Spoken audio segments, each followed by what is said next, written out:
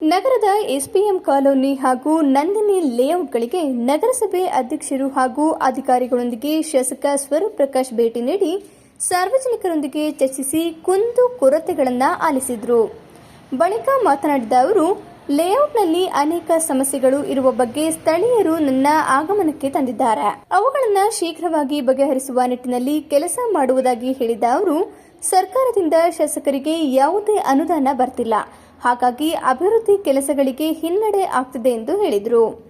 ಮುಂದಿನ ಅಧಿವೇಶನದಲ್ಲಿ ಈ ಬಗ್ಗೆ ಧ್ವನಿ ಎತ್ತುವ ಮೂಲಕ ಹೆಚ್ಚಿನ ಅನುದಾನ ತಂದು ಕ್ಷೇತ್ರದ ಅಭಿವೃದ್ಧಿಗೆ ಶ್ರಮ ವಹಿಸುವೆ ಎಂದರು.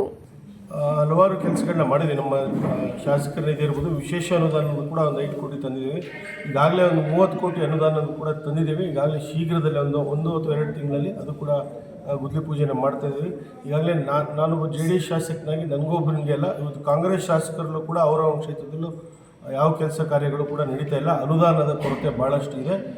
ಶೀಘ್ರದಲ್ಲೇ ಏನೋ ನಮ್ಮ ಬೆಳಗಾಮಲ್ಲಿ ಅಧಿವೇಶನ ಇದೆ, ಅದರಲ್ಲಿ ನಾವು ಕೂಡ ಚರ್ಚೆ ಮಾಡಿ ನಮ್ಮ ಕ್ಷೇತ್ರಕ್ಕೆ ಅನುದಾನ ಕೆಲಸ ಮಾಡಿ 3 ವರ್ಷದ ಕನಸಿದೆ ಸರ್. ಹಾಸನಲ್ಲಿ ಮಾಡೋಣ ಸರ್. ಎಲ್ಲ ಫ್ಲೈಓವರ್ ಇರ್ಬೋದು, ಏರ್ಪೋರ್ಟ್ ಇರ್ಬೋದು, ಸಂಪೂರ್ಣವಾಗಿ ಏನೇನು ಇಂಡಸ್ಟ್ರಿಗಳು ತರೋಂಥದ್ದು ಎಂಪ್ಲಾಯ್ಮೆಂಟ್ ಕ್ರಿಯೇಟ್ ಮಾಡಬೇಕು, ಎಲ್ಲ ಕೆಲಸಗಳನ್ನು ಮಾಡೋಣ ಸರ್.